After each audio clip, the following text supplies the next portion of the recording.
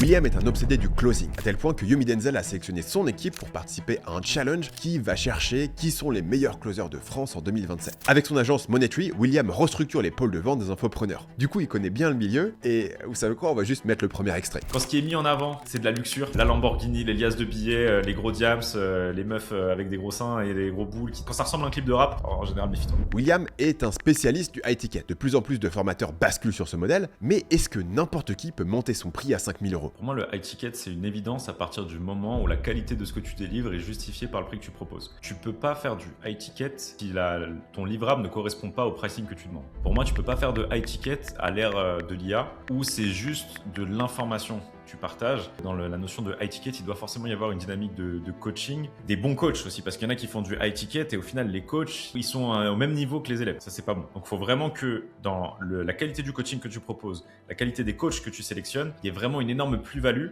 pour que les personnes qui suivent le coaching, ils apprennent vraiment quelque chose et ils soient vraiment impactés positivement par ces personnes-là. Dans cette mesure-là, à partir du moment où tu as ce rapport humain, ça vient justifier le fait d'aller chercher un pricing élevé. Pour moi, c'est très compliqué de proposer du high ticket si ta solution, c'est juste une compilation d'informations et une vieille bibliothèque laissée croupir sur un school avec 3-4 prompts GPT.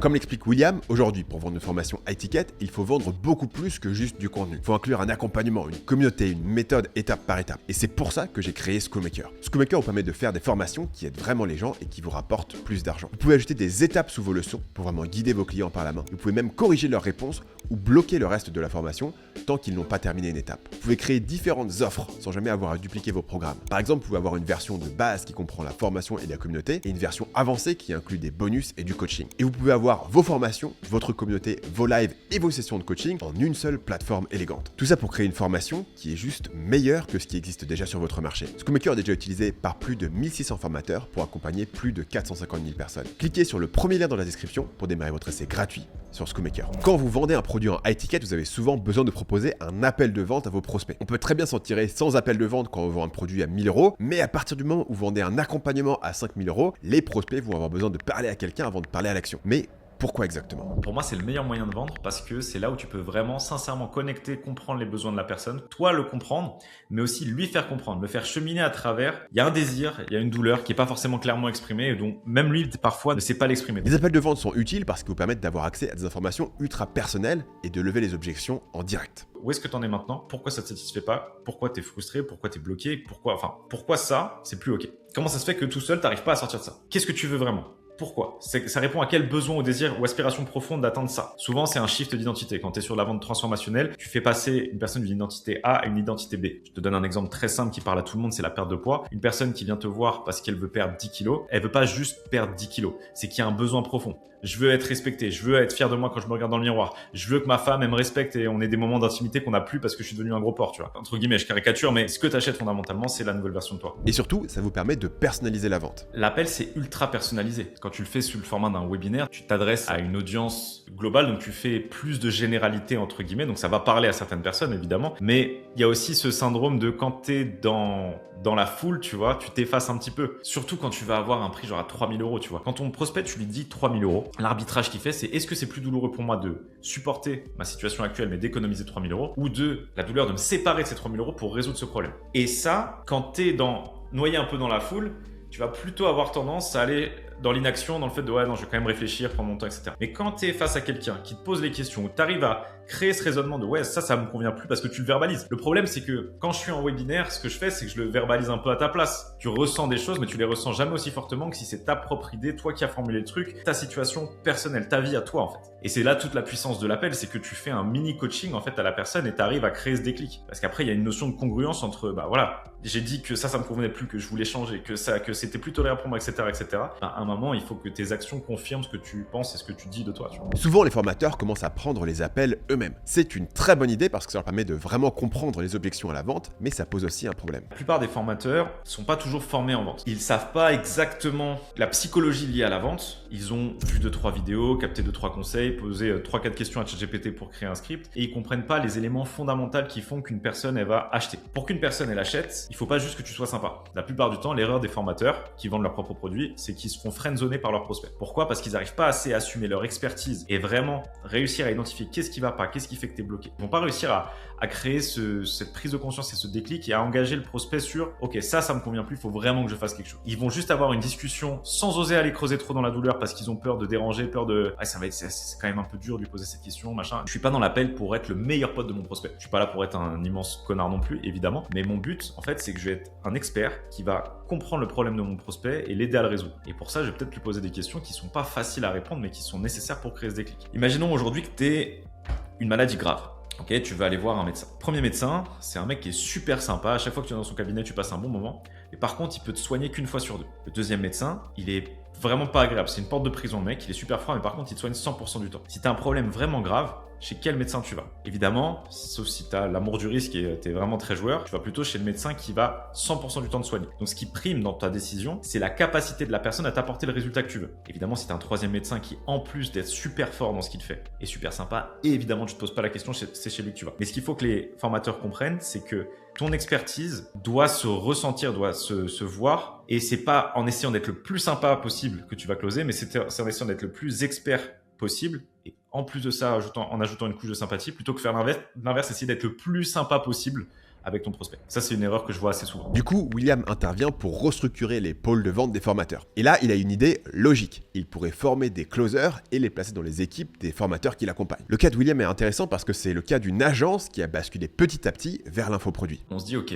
mec, là, on a des super bons résultats avec les closers. On accompagne des closers littéralement à monter en compétences. Donc, on le fait déjà, en fait, ce côté formation, parce que les sales que j'ai, il faut bien que je les monte en compétences pour qu'ils explosent tout sur le terrain. Parallèlement à ça, je suis devenu coach aussi dans l'accompagnement de closers que j'avais fait en fait, donc j'étais déjà coach. Donc j'avais déjà validé le fait que dans un contexte d'infoproduit, je suis déjà coach. Et nous, on avait un système vertueux dans le sens où on se dit, ok, l'élément différenciant qu'on va avoir, c'est que non seulement on va pouvoir former les closers, mais surtout, ce qui est le plus dur derrière, c'est assurer des débouchés et des opportunités réelles de travail. C'est tombé relativement sous le sens de proposer ce truc-là. Ce qu'on a voulu faire en revanche, c'est pas faire un infoproduit où il y avait une délivrabilité qui était par-dessus l'épaule, c'est-à-dire qu'on s'est dit on va prendre peu de personnes parce qu'on veut pouvoir garantir la mise en relation, on veut pouvoir proposer un haut level et surtout on veut protéger notre réputation derrière. Parce que vu qu'il y a le tampon monétrice dessus, si on envoie des brels à droite à gauche, c'est pas bon. On a vraiment voulu faire une excellente delivery pour que derrière notre réputation elle soit protégée et que on ait toujours autant de personnes qui veuillent recruter nos closers. Et du coup, William se pose la question de son avatar. En général, tu veux souvent t'adresser à des gens qui te ressemblent. Donc moi, c'était